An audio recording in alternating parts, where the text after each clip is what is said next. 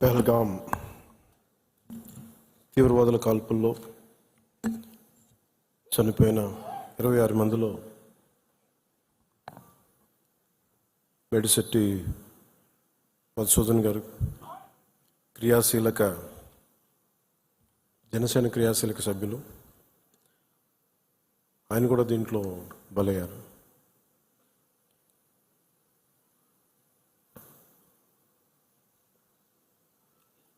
కశ్మీర్లో సరిహద్దుల్లో తూటాలు పేలితే, ఉగ్రవాదుల తూటాలు పేలితే దాని ప్రకంపనలు భారతదేశం అంతా ఎలా పాకిందో మనందరం చూస్తున్నాం. అది మన పార్టీ, మన జన సైనికుని కూడా చంపేస్తున్నది ఆ ఉగ్రవాదం.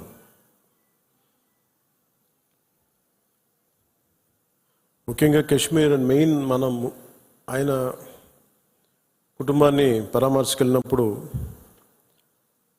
వారి సతీమణి మాట్లాడింది, వాడి పిల్లలు ఎంత ఘాతుకంగా చంపారంటే, ఎంత క్రూరంగా చంపారంటే, ఐడి కార్డ్స్ తీసుకొని నువ్వు హిందువా కాదా ఐడి కార్డ్స్ అడిగి, లేదంటే ముఖ్యంగా మన మధుసూదన్ గారి సంఘటన అయితే ఆయన సతీమణి గారి మాటల్లో సరిగ్గా 3 రోజుల ముందు వెళ్ళారంట బెంగళూరు నుంచి 3 కుటుంబాలతోటి. వెళ్తే నేను అన్ని రోజులు మామూలుగా మోడర్న్ డ్రెస్సులు వేసుకున్నాను, కానీ ఎందుకు ఆ రోజు మధుసూదన్ అంటే ఆయన అడిగారంట, డ్రెస్ వేసుకుంటే మోడర్న్ డ్రెస్ వేసుకుని బొట్టు పెట్టుకోకూడదా అని. అంటే ఆ సంఘటనకి ముందు సరిగ్గా ఒక అరగంట ముందు బొట్టు పెట్టుకున్నారంట. ఆవిడ చెప్తుంది ఏంటంటే, బొట్టు పెట్టుకున్న తర్వాత నేను కాదని కూడా అబద్ధం కూడా చెప్పలేం కదా, తప్పించుకోవడాకన్నా అలా దొరికిపోయాం మేము. ముందు అరుపులు వినిపించినాయి, తుపాకీ శబ్దాలు వినిపించినాయి, కింద పడుకున్నాం, నా చేయి కూడా పట్టుకున్నాడు, పిల్లలు కొంచెం దూరంగా ఉన్నారు. ఇదంతా కుటుంబం దాదాపు అలాగే ఆ గ్రౌండ్లో దాదాపు ఆ ఏరియాలో 400 నుంచి 500 మంది ఉండిపోయారు టూరిస్టులు. మధుసూదన్ గారు ఆయన సతీమణి చేయనే పట్టుకొని, ఏమవుతుంది మనకేమవుతూ, నువ్వు చూడకంటే ఆ బూట్లు చప్పుళ్ళు చాలా తాయితీగా వచ్చి, అంటే ఎందుకు మాట్లాడుతున్నానంటే ఎంత కోల్డ్ బ్లడెడ్తో చంపారంటే మనం ఊహించుకోలేం. అంటే షికారుకు వచ్చినట్టుగా వచ్చి వేటాడి వెళ్ళిపోయారు మనుషుల్ని.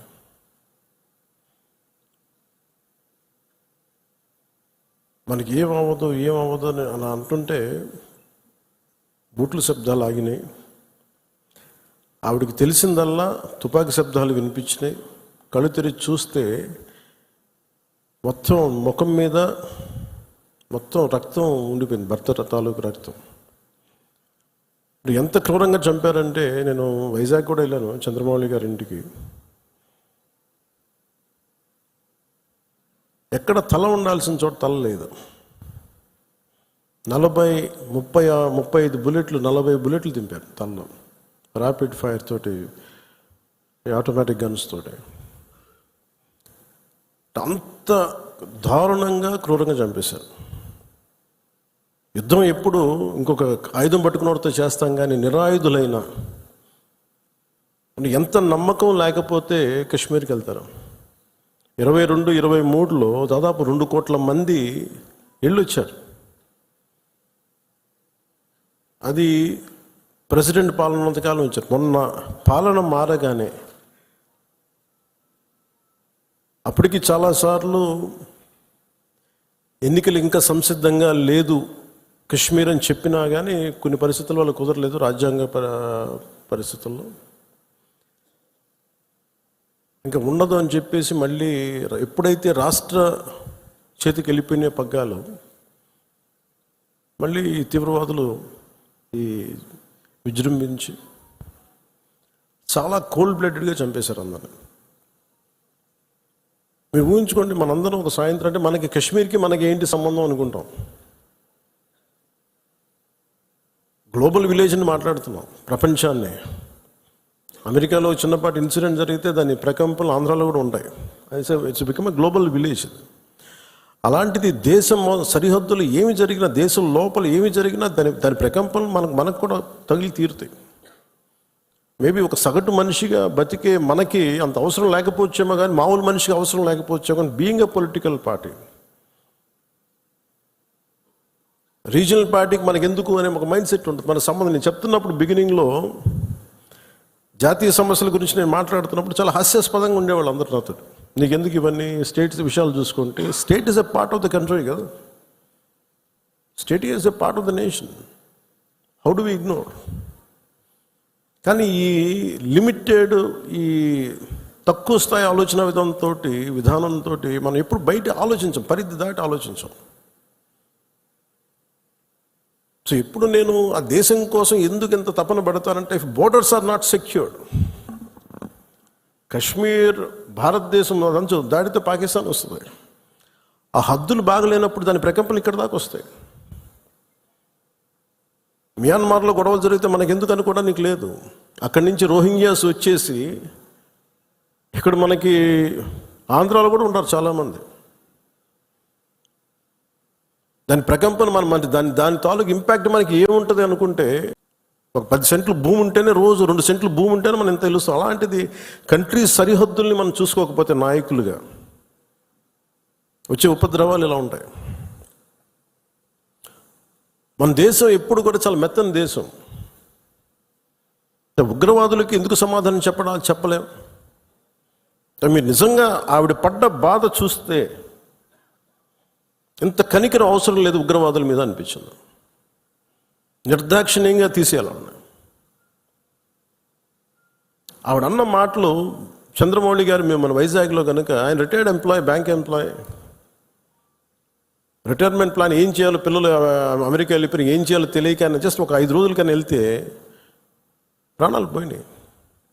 మీరు ఊహించుకోండి, మన సరదాగా చాట్ తిందామని చెప్పి హైదరాబాద్లో గోకుల్ చాట్కి వెళ్తే బాంబ్ బ్లాస్ట్ జరిగింది, ప్రాణాలు పోయినాయి. Simple chat. అలాగే పార్క్ వెళ్దాం, లుంబిని పార్క్ వెళ్ళి కూర్చుందాం పిల్లా పాపులతో అంటే బాంబులు పేలినాయి. అంటే ఉగ్రవాదం తాలూకు పంజా అన్నిటి మీద ఉంటుంది. దీంట్లో దాదాపు 26 మంది చనిపోయారు. ఈ గుర్రాలని తీసుకెళ్ళి ఒక్కతను మటుకు ఒకే ఆయన ముస్లిం, మిగతా 25 మంది 25 మెంబర్స్ హిందూస్. అది కూడా ఆయన ఎదిరించాడు. ఆ గుర్రాలను తీసుకెళ్లే వ్యక్తి ఉగ్రవాదులు ఎదిరిస్తే ఆయన చంపేశారనేది వార్త. అంటే కశ్మీరు మనందరం ఒక అందమైన లొకేషన్ చూస్తే మేము చాలాసార్లు, అంటే నాకు ఎందుకు కశ్మీర్ అనేది ప్రత్యేకంగా నాకు తగులుతూ ఉంటుందంటే, యాజ్ ఎ లీడర్ మీరందరూ కూడా, as a political party stake హోల్డర్స్గా మీరందరూ you have to read history. అంటే ఇవి భవిష్యత్తులో జరగకుండా ఉండాలి అంటే దాని తాలూకు కశ్మీర్లో తూటాలు పేలితే దాని ప్రకంపనలు ఇప్పుడు మన పార్టీ దాకా ఎలా వచ్చినాయో, ఇది దేశం అంతా ఇట్లాగే ఉంది పరిస్థితి. అంటే ఒక వాస్తవాన్ని వాస్తవంగా చెప్పడంలో తప్పే ఉంది అన్నాను. మన జర్నలిస్టులు కూడా మాట్లాడుతూ ఉంటే ఒక వర్గం మీద ఇంకో వర్గం అంటే మీరు ఎందుకు ఇంత లోపాయికారిగా మాట్లాడతారన్న, సన్నాయి నొక్కులను ఎందుకు నొక్కుతారు మీరు? When you are targeted based on your religion, let us say it, చెప్దాం దాన్ని. అంత మాత్రాన ద్వేషమని కాదు, ఉగ్రవాదుల మీద కోపం అది. మన నాయకులు, ఇంతమంది ముస్లిం నాయకులు ఉన్నారు ఇక్కడ మనకి. ఈ రోజున మనం వివక్ష చూపించామా భారతదేశంలో? అన్ని వర్గాల మీద గొడవలు ఉంటాయి, చిన్న చితక గొడవలు లేకుండా ఎందుకంటే ఒక ఇంట్లోనే గొడవలు ఉంటాయి. కానీ మన దేశం ఏర్పడిన విధానం మటుకు మరి అందరూ అవగాహన చేసుకోవాలి. ఎందుకంటే ఎందుకు నేను 3 రోజులు సంతాప దినాలుగా ప్రకటించిన ఆ బాధ నాకు తెలుసు ఎలా ఉంటుందో. అప్పటికి మధుసూదన్ గారు చనిపోయిన సంగతి కూడా నాకు తెలియదు. ఎందుకంటే నేను 86 నుంచి 89 దాకా మన్నయ్య గారి సినిమాల్లో చాలాసార్లు మేము అక్కడికి వెళ్ళేవాళ్ళం. 86 to 89. ఇంకా కశ్మీర్ ఉగ్రవాదం ఇంకా పైకి రానాలి, ఇంకా వచ్చి తొలి దశల్లో 89లో స్టార్ట్ అయింది. ఇంకా 90స్కి దాదాపు ఎన్ని వేల మందిని చంపేశారు. కొన్ని లక్షల మంది కశ్మీరీ పండిట్స్ని వలసపోయేలా చేశారు. అంటే ఆ రోజు కనుక కశ్మీరీ పండిట్ల వలసను కనుక ఆపుండగలిగితే, అంటే ఎప్పుడు ఒక అలక్ష్యం, ఇది నా సమస్య కాదు, నా సమస్య కాదు వదిలేస్తే కశ్మీరీ పండిట్లు అక్కడే ఉంటారు, అక్కడే పుట్టారు, అక్కడే పెరిగారు. వేరే రాష్ట్రాల నుంచి కూడా రాలేదు, అందరూ అక్కడే పుట్టారు, అక్కడే పెరిగారు. లక్షలాది మంది కశ్మీరీ పండిట్స్ వలసలు వెళ్ళిపోయారు. నాకు పర్సనల్ ఎక్స్పీరియన్స్ ఏంటంటే 86, 89లో మేము షూటింగ్ల కోసం నేను కొంత ప్రొడక్షన్లో నేను పనిచేశాను.